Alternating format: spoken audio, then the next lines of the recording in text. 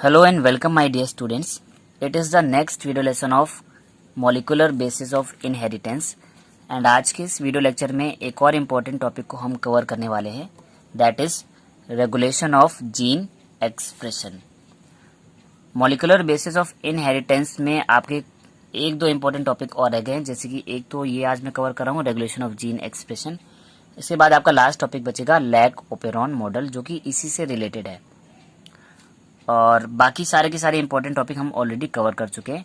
सो ये भी थोड़ा सा कॉम्प्लेक्स टॉपिक है, थोड़ा सा टिपिकल है, तो प्लीज़ इस वीडियो को बहुत ध्यान से देखिएगा। मैं वन बाय वन आपके सारे के सारे फैक्ट क्लियर कर दूंगा, बस मैं जो जो चीज़ें बोल रहा हूँ आप ध्यान से सुनते रहिएगा उसे। तो चलिए स्टार्ट करते हैं। तो फर्स्ट ऑफ ऑल अगर हम इस बात का मीनिंग निकालें तो हम इस वर्ड से कोरिलेट कर सकते हैं, रेगुलेशन ऑफ जीन एक्सप्रेशन।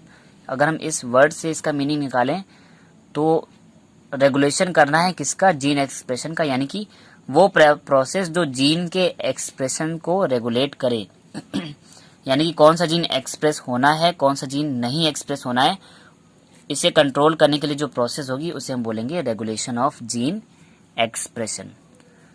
तो चलिए इनके पॉइंट्स को देख लेते हैं।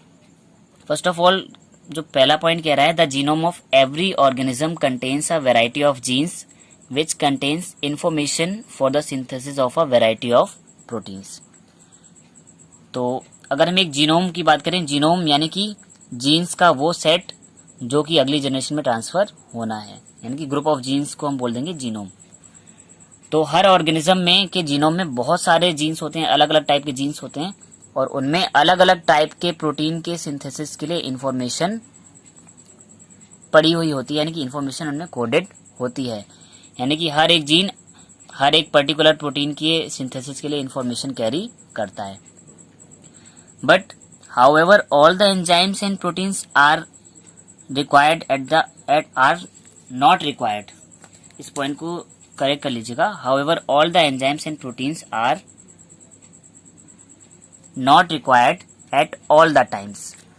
मीन्स ठीक है, जीन्स हैं, जीन्स में अलग अलग टाइप के प्रोटीन के फॉर्मेशन के लिए इंफॉर्मेशन कोडेड है, बट हर प्रोटीन की ज़रूरत हमारी सेल को हर टाइम नहीं होती है, यानी कि सेल हर टाइम उस जीन को एक्सप्रेस होने नहीं देगी। उसे जिस जीन की ज़रूरत होगी, जिस टाइप के प्रोटीन की ज़रूरत होगी, उसी प्रोटीन का जीन अपने आप को एक्सप्रेस कर पाएगा। सो हम बोल सकते हैं that all the genes are not to be expressed all the time, कि सारे के सारे जीन्स कंटिन्यूसली एक ही टाइम पे एक्सप्रेस नहीं होंगे। जिन जीन्स की ज़रूरत होगी केवल वही जीन एक्सप्रेस होंगे, और बाकी के जीन्स जो हैं अपने आप को उस टाइम पर एक्सप्रेस नहीं करेंगे।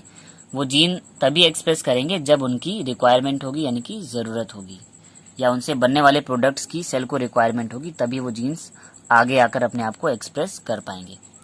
सो on the basis of gene expression there are two type of gene. Gene के एक्सप्रेशन के बिहाफ पे हमने दो कैटेगरीज में डिवाइड किया है जीन्स को। पहली है हमारी कॉन्स्टिट्यूटिव जीन्स, जिनको कि हम बोलते हैं हाउस कीपिंग जीन्स। अब कॉन्स्टिट्यूटिव जीन से टर्म आती है, यानी कि ऐसे जीन्स जो अपने आप को कंटिन्यूसली एक्सप्रेस करेंगे, यानी कि लगातार अपनी इंफॉर्मेशन को ट्रांसफर करते रहेंगे। बट ऐसा क्यों होता है देख लेते हैं। These genes are expressed constantly because their products are constantly needed for cellular activity. ये जीन्स अपने आप को लगातार एक्सप्रेस इसलिए करेंगे क्योंकि इन जीन्स में उन प्रोडक्ट्स की इंफॉर्मेशन कोडेड होती है जो प्रोडक्ट्स सेलुलर एक्टिविटी के लिए लगातार ज़रूरी होते हैं। तो अगर वो जीन्स में अगर कुछ ऐसी इंफॉर्मेशन है जो कि सेल की मेटाबॉलिज्म के लिए या सेल की एक्टिविटी के लिए ज़रूरी है, लगातार ज़रूरी है, यानी कि उस जीन के मैसेज से वो प्रोडक्ट बनेंगे जो सेल के लिए ज़रूरी हैं, एसेंशियल हैं, तब हम ऐसे जीन को बोल देंगे कॉन्स्टिट्यूटिव जीन या हाउस कीपिंग जीन। अब हाउस कीपिंग जैसे कि एक हाउस कीपर होता है जो पूरे के पूरे घर का ध्यान रखता है, वैसे ही हाउस कीपिंग जीन वो जीन होगा जो सेल के उन ज़रूरी प्रोडक्ट्स की इंफॉर्मेशन को रखेगा जिनकी सेल को ज़रूरत हमेशा रहेगी। ओके, अब हम एग्जाम्पल देख लेते हैं, लाइक जीन्स ऑफ ग्लाइकोलिसिस या जीन्स ऑफ एटीपीएस एंजाइम। अब ग्लाइकोलिसिस एक प्रोसेस है जो सेल में लगातार होती रहती है एनर्जी बनाने के लिए, और एटीपेज एंजाइम क्या करता है, एटीपी के फॉर्मेशन में हेल्प करता है। तो ग्लाइकोलिसिस से एटीपी बनेंगे, और एटीपी क्यों बनते हैं? क्योंकि सेल को चाहिए एनर्जी। तो ये दोनों की दोनों प्रोसेस जो है, इनके पीछे कोई ना कोई जीन होगा, यानी कि कोई जीन होगा, उस जीन का जो कोड होंगे वो कोड ही इन ग्लाइकोलिसिस और एटीपी के फॉर्मेशन की प्रोसेस को रन कराते होंगे। तो इस तरह से वो जीन्स जो ग्लाइकोलिसिस और एटीपेज एंजाइम के फॉर्मेशन की प्रोसेस को की इंफॉर्मेशन को अपने पास रखते हैं, वो जीन्स कैसे हो जाएंगे? कॉन्स्टिट्यूटिव जीन्स होंगे, क्योंकि इन जीन्स के जो मैसेज हैं या इन जीन्स की जो इंफॉर्मेशन है वो सेल की एक्टिविटी के लिए लगातार जरूरी है। क्योंकि अगर ग्लाइकोलिसिस नहीं होगी और एटीपी नहीं बनेंगे तो सेल को एनर्जी नहीं मिलेगी। तो ऐसे जीन्स जिनकी इंफॉर्मेशन सेल की खुद की एक्टिविटी के लिए जरूरी है, कंटिन्यूसली लगातार जरूरी है, वो जीन्स अपने आप को लगातार एक्सप्रेस करेंगे और इस वजह से उनको बोला जाएगा कॉन्स्टिट्यूटिव जीन या फिर house keeping genes. Second category है नॉन कॉन्स्टिट्यूटिव जीन्स, यानी कि ऐसे जीन जिनसे बनने वाले प्रोडक्ट्स, यानी कि इनकी इंफॉर्मेशन से जो प्रोडक्ट बनेंगे वो सेल के लिए हमेशा काम में नहीं आएंगे, हमेशा जरूरी नहीं होंगे। इसी वजह से नॉन कॉन्स्टिट्यूटिव जीन्स को स्मार्ट जीन्स भी बोला गया है या लग्जरी जीन्स भी बोला गया है। लग्जरी का मतलब है ये आराम से पड़े रहते हैं, जब इनकी जरूरत होगी तभी ये अपने आप को एक्सप्रेस करेंगे, अदरवाइज एक्सप्रेस नहीं करेंगे। तो these genes remain silent and expressed only when the gene product is needed। तो ये जीन्स नॉर्मली तो साइलेंट पड़े रहेंगे, इनएक्टिव पड़े रहेंगे, और ये अपने आप को तभी एक्सप्रेस कर पाएंगे जब इनसे बनने वाले प्रोडक्ट की जरूरत होगी हमारी सेल को। तो ऐसे प्रोडक्ट जिनकी कंटिन्यूसली जरूरत होती है उनके जीन्स को हम बोलेंगे कंस्टिट्यूटिव जीन, और वो प्रोडक्ट जिनकी जरूरत सेल को हमेशा नहीं होती, कभी कभी होती है, तो उन प्रोडक्ट से जो रिलेटेड जीन होंगे, यानी कि वो जीन जो उन प्रोडक्ट की इंफॉर्मेशन रखेंगे, उन्हें हम नॉन कॉन्स्टिट्यूटिव, स्मार्ट या लग्जरी जीन्स बोलेंगे। लग्जरी इसलिए क्योंकि ये जरूरत आने पर ही यूज किए जाएंगे, यानी कि जरूरत पड़ने पर ही अपने आप को एक्सप्रेस करेंगे, अदरवाइज साइलेंट बैठे रहेंगे। So they are switched on और off according to the requirement of the cellular activity. अब जो हमारे कॉन्स्टिट्यूटिव जीन है, ठीक है, इनकी जरूरत लगातार है, यानी कि ये एक बार चालू हो जाएंगे और लगातार काम करते रहेंगे, ये कभी भी रुकेंगे नहीं, ये लगातार अपने आप को एक्सप्रेस करते रहेंगे और लगातार ग्लाइकोलिसिस और एटीपी सिंथेसिस की इंफॉर्मेशन को फॉरवर्ड करते रहेंगे। बट नॉन कॉन्स्टिट्यूटिव जीन्स जो हैं वो लगातार काम करेंगे नहीं, यानी कि ये एक बार जब जरूरत होगी तो ये अपने आप को क्या कर लेंगे? स्विच ऑन कर लेंगे, और जब इनकी जरूरत खत्म हो जाएगी तभी अपने आप को स्विच ऑफ कर लेंगे, according to the requirement of the cellular activities.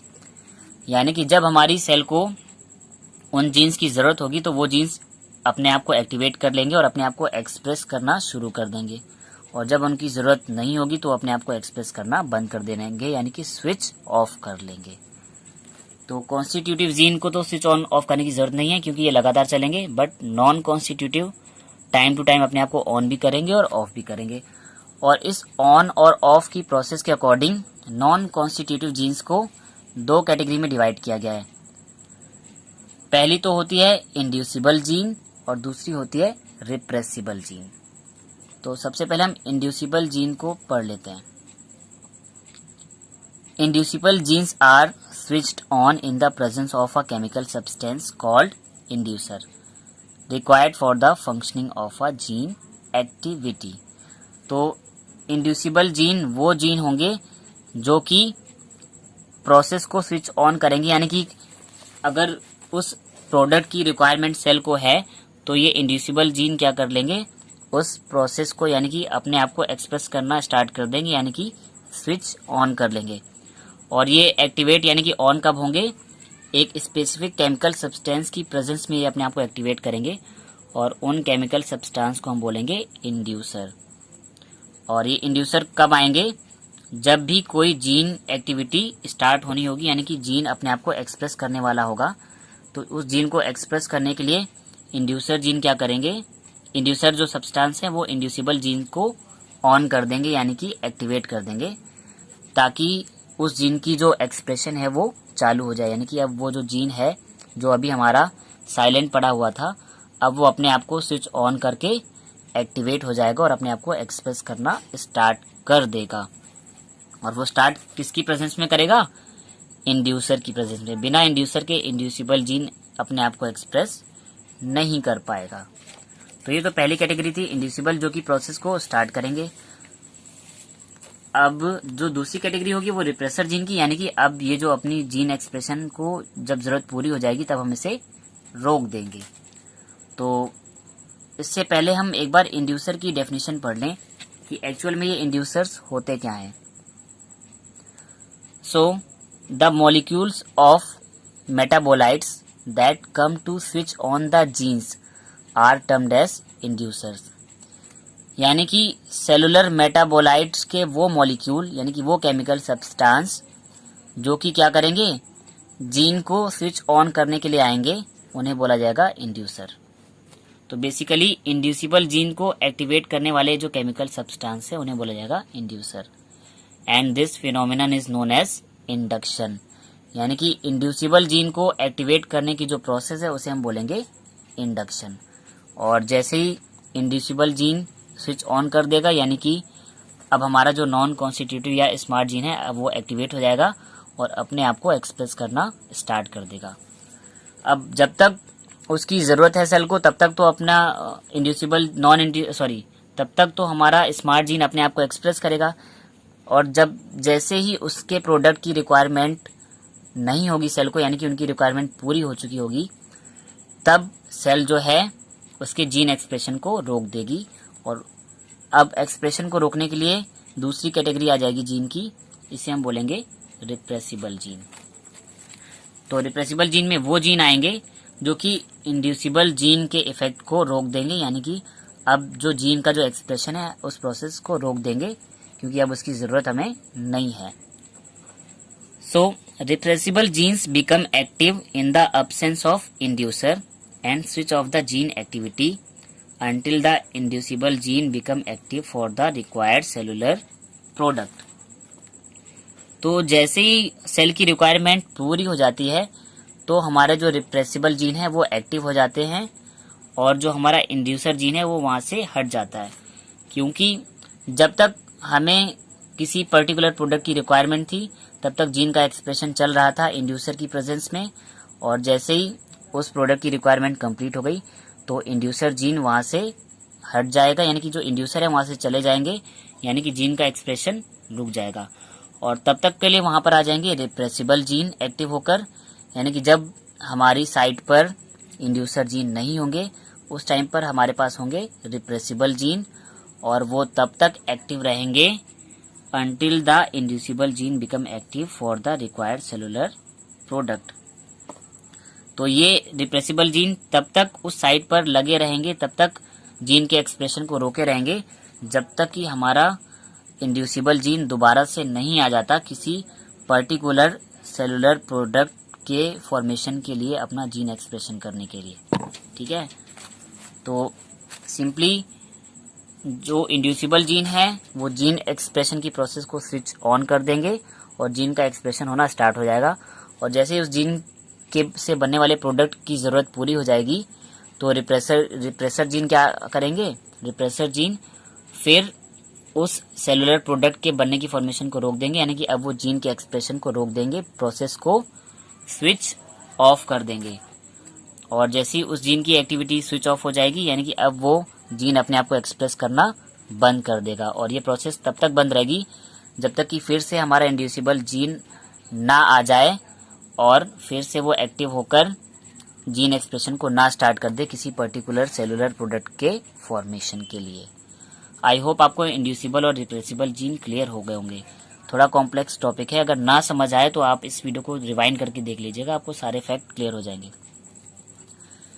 तो इस बिहाफ पर जो इंड्यूसिबल जीन है वो एक फीडबैक मैकेनिज्म पर काम करते हैं, and this type of inhibition is called feedback inhibition और फीडबैक रिप्रेशन।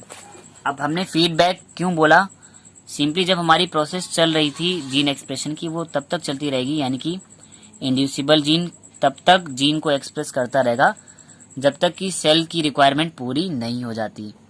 जैसे ही सेल की रिक्वायरमेंट पूरी हो जाएगी तो जो सेल है एक फीडबैक देगी कि अब हमें इस प्रोडक्ट की रिक्वायरमेंट नहीं है, तो इस प्रोडक्ट के जीन के एक्सप्रेशन को बंद कर दिया जाए। तो जैसे ही सेल ऐसा फीडबैक देगी तब वहां पर एक प्रोसेस होगी फीडबैक इनहिबिशन, यानी कि सेल के नेगेटिव फीडबैक के अकॉर्डिंग अब जो जीन अपने आप को एक्सप्रेस कर रहा था एक पर्टिकुलर प्रोडक्ट को बनाने के लिए, वो जीन इस सेल के नेगेटिव फीडबैक को रिसीव करेगा और अपनी एक्सप्रेशन को क्या कर देगा, इनहिबिट कर देगा, यानी कि रोक देगा। और इसे हम बोलेंगे फीडबैक इनहिबिशन या फीडबैक रिप्रेशन। यानी कि सेल की रिक्वायरमेंट पूरी हो जाते ही सेल एक नेगेटिव फीडबैक देगी उस जीन के एक्सप्रेशन को रोकने के लिए कि अब हमें इस जीन से बनने वाले प्रोडक्ट की रिक्वायरमेंट नहीं है, तो अब इस जीन के एक्सप्रेशन को रोक दिया जाए। तो इस प्रोसेस को बोलेंगे फीडबैक इनहिबिशन या फीडबैक रिप्रेशन, यानी कि फीडबैक देकर जीन के एक्सप्रेशन को रोक देना या बंद कर देना। सो इतने सारे प्रोसेस के बाद आई होप अब फाइनली आपको जीन एक्सप्रेशन की जो डेफिनेशन है वो समझ आ गई होगी। So we can say that the mechanism which stimulates the expression of certain genes and inhibit the expression of other genes is called regulation of gene expression. Means वो mechanism जो कुछ पर्टिकुलर जीन्स के expression को stimulate करती है, बढ़ाती है, और कुछ दूसरे जीन्स के एक्सप्रेशन को रोकती है, इसी मैकेनिज्म को बोलते हैं रेगुलेशन ऑफ जीन एक्सप्रेशन। यानी कि वो मैकेनिज्म जो जीन के एक्सप्रेशन को रेगुलेट करेगी कि कौन से जीन्स का एक्सप्रेशन होना है और कौन से जीन का एक्सप्रेशन नहीं होना है, इस मैकेनिज्म को बोलेंगे रेगुलेशन ऑफ जीन एक्सप्रेशन। और रेगुलेशन ऑफ जीन एक्सप्रेशन का ही एक मोस्ट इम्पॉर्टेंट एग्जाम्पल है लैक ओपेरॉन मॉडल। और इस लैक ओपेरॉन मॉडल को हम नेक्स्ट क्लास में पढ़ेंगे, जहां पर आपको पता चल जाएगा कि किस तरह से हमारे इंड्यूसर और रिप्रेसिबल जीन किसी जीन के एक्सप्रेशन को होने देते हैं या उसको रोक देते हैं। सो आई होप आपको regulation of gene expression clear हो गया होगा। सो ये वीडियो आपको कैसा लगा स्टूडेंट्स, प्लीज़ कमेंट करके बताएं। एंड अगर ये वीडियो आपको समझ आया है तो इसे लाइक करें और सभी स्टडी रिलेटेड ग्रुप्स में शेयर करें, ताकि आपके अलावा और भी जितने बायोलॉजी स्टूडेंट्स हैं वो अपने डाउट्स को क्लियर कर पाएं। एंड चैनल को सब्सक्राइब कर लें एंड बेल आइकन भी प्रेस कर लें, ताकि अपकमिंग वीडियोस की नोटिफिकेशन आपको प्रॉपरली मिलते रहें। And most important point, last video session में मैंने प्रोटीन सिंथेसिस की प्रोसेस को एक्सप्लेन किया है, जो कि बहुत टिपिकल प्रोसेस है। और अगर आपने ये इंपॉर्टेंट वीडियो मिस कर दिया है तो डिस्क्रिप्शन बॉक्स पर दिए गए लिंक पर क्लिक करके आप प्रोटीन सिंथेसिस वाले वीडियो को भी देख सकते हैं। सो आज की क्लास में इतना ही। Have a good day. Thanks my dear students.